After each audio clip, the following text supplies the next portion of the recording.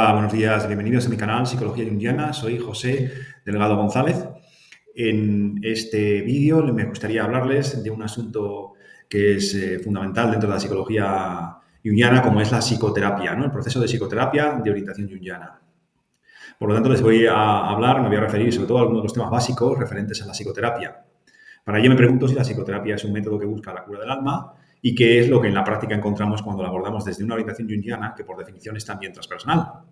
Este último término se utiliza en el ámbito de la psicología para referirse a la gnosis, es decir, al conocimiento de los arcanos, de los arquetipos, o de lo que llamamos en psicología junguiana de lo inconsciente colectivo, ¿no? De los arquetipos que yacen o que habitan en lo inconsciente colectivo, es decir, en último término, de las potencias espirituales que habitan en lo más profundo del alma humana. En el proceso de psicoterapia resulta casi inevitable tener que abordar el trabajo con el paciente, al menos en los primeros momentos, de un modo personalista. Es decir, para empezar, la consciencia de los pacientes es aún demasiado estrecha como para comprender que las personas significativas en su vida son en realidad las brechas en las que se proyectan los contenidos de lo inconsciente colectivo. Es decir, en lo que nos estamos refiriendo a los arquetipos y los complejos, que serían los contenidos, digamos, que encontramos ahí en ese inconsciente. Es decir, que en un primer momento, al principio, el paciente cree que los conflictos que padece tienen su origen en las relaciones que mantiene o que mantuvo con sus seres queridos. Su familia, sus amigos, el resto de las personas significativas de su alrededor representan la totalidad de su psique, la totalidad de su alma, en cuanto a que los componentes de la psique, son proyectados en dichas personas significativas y acaban siendo personificados por estas. Sin embargo, este estado psíquico es, en cierto sentido, peligroso en un paciente adulto, puesto que se trata de un estado regresivo, entonces hace que no se responsabilice de sus propios estados de ánimo. Debo, sin embargo, hacer aquí una pequeña precisión. No cabe ninguna duda de que en algunas circunstancias, como por ejemplo en los casos de personas significativas con trastornos graves de la personalidad, como es el caso de los psicópatas cotidianos adaptados a sus clínicos, el daño que pueden producir en la personalidad del paciente no ha de subestimarse. Entonces puede producirse, pues eso, un estado un tanto regresivo. Sin embargo, en ese estado original o infantil, regresivo, las partes de la personalidad que han sido integradas fatigosamente durante la vida del paciente vuelven a proyectarse en lo exterior, salvo en los casos de infantilismo patológico en los que a duras penas fueron integradas.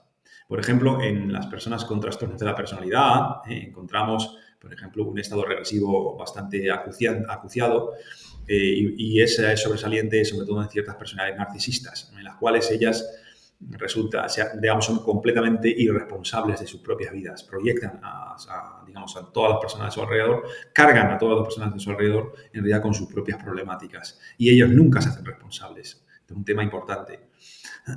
El paciente en ese estado corre, por tanto, el peligro de perder el sentido de su propia responsabilidad y con ello se instaura una especie de estado de inocencia, de modo que todo lo malo se encuentra en el padre, lo defectuoso se encuentra en la madre, en el hermano, en el tío, en el sobrino o en cualquier otra persona, o en el amigo, o en el jefe, o en el compañero de trabajo, no importa. Por supuesto, siempre ellos tienen la culpa de todo lo que les ocurre.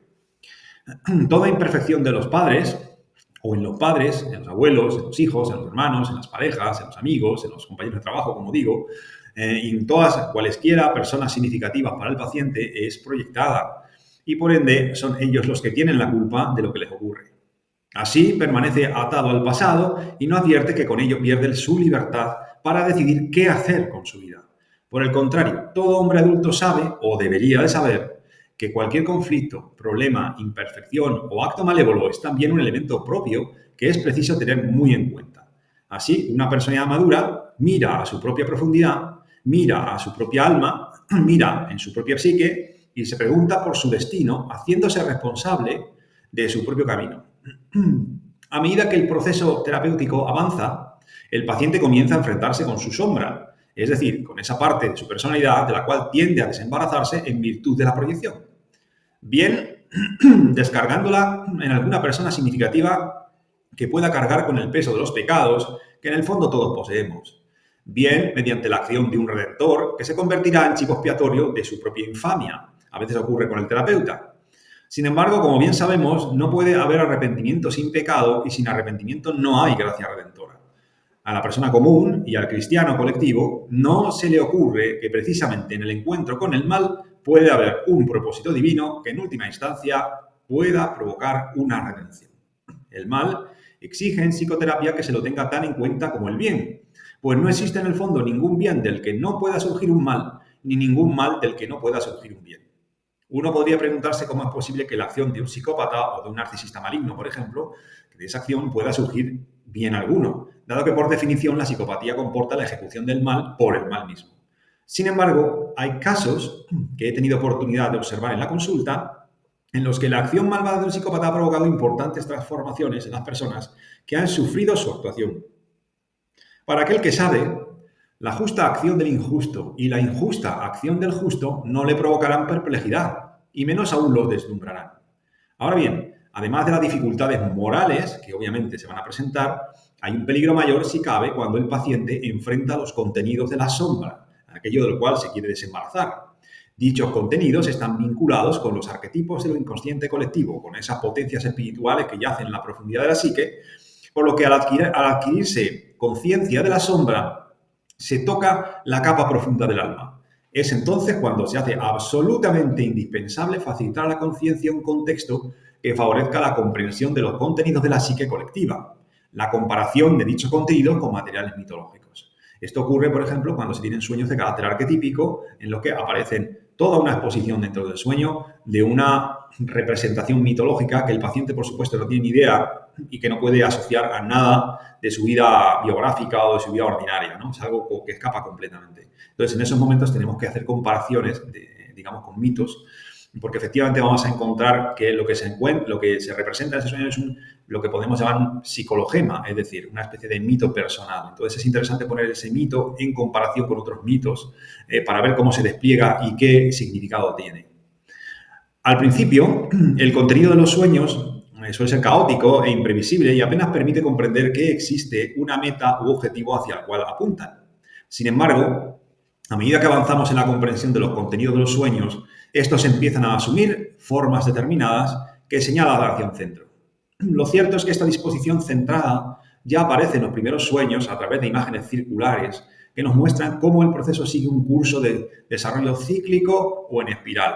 Así, el proceso de individuación, es decir, de hacerse consciente de uno mismo o de sí mismo, sigue un curso de acción en el que el yo consciente, es decir, el centro de la personalidad consciente, va girando alrededor de un centro que lo contiene y que actúa a la manera de un atractor de contenidos y de experiencias. Algunos pacientes, por otro lado, perfectamente adaptados a la cultura y a la sociedad de su tiempo, se percatan de la necesidad que tienen de estar a solas consigo mismos a partir de esas experiencias. Muchas veces se dan cuenta de que son vistos por las personas corrientes como gente extraña, poco sociable, algo raras y extravagantes, en una cultura cuyos valores son básicamente extravertidos. El hombre occidental, lamentablemente, está hechizado por los objetos de este mundo y no tiene apenas consciencia de las raíces de su árbol.